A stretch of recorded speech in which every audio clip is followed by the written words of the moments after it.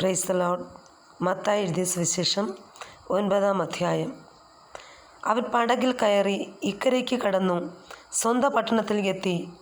അവിടെ ചിലർ കിടക്കമേൽ കിടക്കുന്ന ഒരു പക്ഷവാതക്കാരനെ അവൻ്റെ അടുക്കൽ കൊണ്ടുവന്നു. യേശു അവരുടെ വിശ്വാസം കണ്ട് പക്ഷവാതക്കാരനോട്, മകനെ, ധൈര്യമായിരിക്കുക, നിന്റെ പാപങ്ങൾ മോചിച്ചു തന്നിരിക്കുന്നു എന്ന് പറഞ്ഞു. എന്നാൽ ശാസ്ത്രിമാരിൽ ചിലർ, ഇവൻ ദൈവദൂഷണം പറയുന്നു എന്ന് ഉള്ളം കൊണ്ട് പറഞ്ഞു. യേശുവോ അവരുടെ നിരൂപണം ഗ്രഹിച്ചു. നിങ്ങൾ ഹൃദയത്തിൽ ദോഷം നിരൂപിക്കുന്നത് എന്ത്? നിന്റെ പാപങ്ങൾ മോചിച്ചു തന്നിരിക്കുന്നു എന്ന് പറയുന്നതോ എഴുന്നേറ്റ് നടക്ക എന്ന് പറയുന്നതോ ഏതാകുന്നു എളുപ്പം എന്ന് ചോദിച്ചു.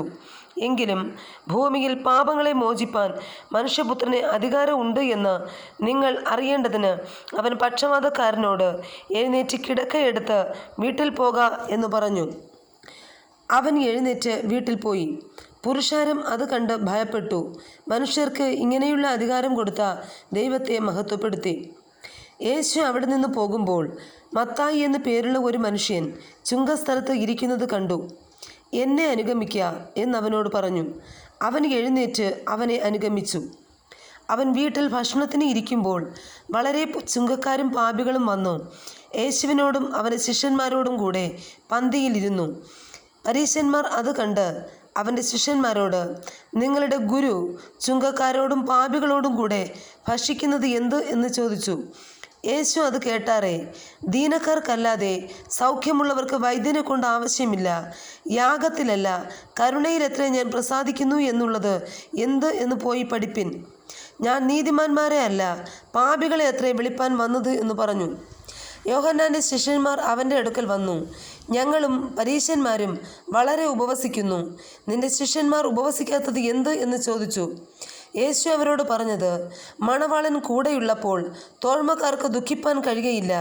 മണവാളൻ പിരിഞ്ഞു പോകേണ്ടുന്ന നാൾ വരും, അന്ന് അവർ ഉപവസിക്കും. കോടിത്തുണിക്കണ്ടം ആരും പഴയ വസ്ത്രത്തിൽ ചേർത്ത് തുന്നുമാറില്ല. തുന്നിച്ചേർത്താൽ അതുകൊണ്ട് വസ്ത്രം കീറും, ചീന്തൽ ഏറ്റവും വല്ലാതെയായി തീരും. പുതുവീഞ്ഞ് പഴയ തുരുത്തിയിൽ പകരുമാറുമില്ല. പകർന്നാൽ തുരുത്തി പൊളിഞ്ഞ് വീഞ്ഞ് ഒഴുകിപ്പോകും, തുരുത്തിയും നശിച്ചു പോകും. പുതുവീഞ്ഞ് പുതിയ തുരുത്തിയിലെ പകർന്നു വെക്കുകയുള്ളൂ. അങ്ങനെ രണ്ടും ഭദ്രമായിരിക്കും.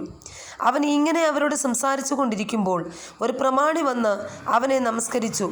എൻ്റെ മകൾ ഇപ്പോൾ തന്നെ കഴിഞ്ഞുപോയി, എങ്കിലും നീ വന്ന് അവളുടെ മേൽ കൈവച്ചാൽ അവൾ ജീവിക്കും എന്ന് പറഞ്ഞു.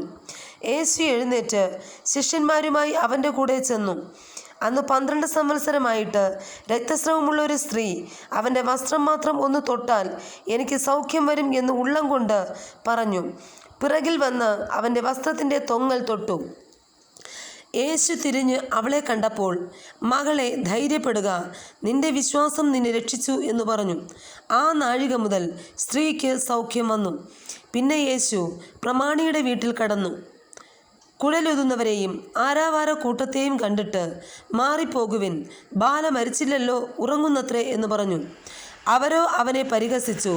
അവൻ പുരുഷാരത്തെ പുറത്താക്കി അകത്തു കടന്ന് ബാലയുടെ കൈ പിടിച്ചു. ബാല എഴുന്നേറ്റു.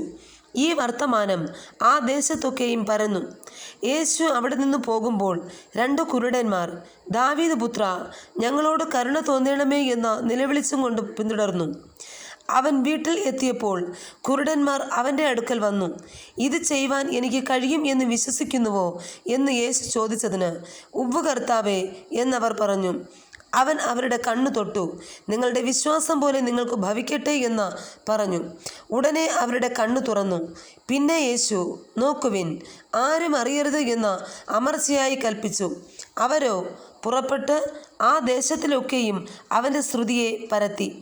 അവർ പോകുമ്പോൾ ചിലർ ഭൂതഗ്രസ്തനായൊരു ഊമനെ അവൻ്റെ അടുക്കൽ കൊണ്ടുവന്നു. അവൻ ഭൂതത്തെ പുറത്താക്കിയ ശേഷം ഊമൻ സംസാരിച്ചു. ഇസ്രായേലിൽ ഇങ്ങനെ ഒരു നാളും കണ്ടിട്ടില്ല എന്ന് പുരുഷാരം അതിശയിച്ചു. പരീശന്മാരോ, ഇവൻ ഭൂതങ്ങളുടെ തലവനെ കൊണ്ട് ഭൂതങ്ങളെ പുറത്താക്കുന്നു എന്ന് പറഞ്ഞു. യേശു പട്ടണം തോറും ഗ്രാമം തോറും സഞ്ചരിച്ച് അവരുടെ പള്ളികളിൽ ഉപദേശിച്ച് രാജ്യത്തിൻ്റെ സുവിശേഷം പ്രസംഗിക്കുകയും സകലവിധ ദീനവും വ്യാധിയും സൗഖ്യമാക്കുകയും ചെയ്തു. അവൻ പുരുഷാരത്തെ ഇടയനില്ലാത്ത ആടുകളെപ്പോലെ കുഴഞ്ഞവരും ചിന്നിയവരുമായി കണ്ടിട്ട് അവരെക്കുറിച്ച് മനസ്സലിഞ്ഞ് തൻ്റെ ശിഷ്യന്മാരോട്, കൊയ്ത്ത് വളരെ ഉണ്ട് സത്യം, വേലക്കാരോ ചുരുക്കം. ആകയാൽ കൊയ്ത്തിൻ്റെ യജമാനനോട് കൊയ്ത്തിലേക്ക് വേലക്കാരെ അയക്കേണ്ടതിന് യാചിപ്പിൻ എന്നു പറഞ്ഞു. ആമേൻ.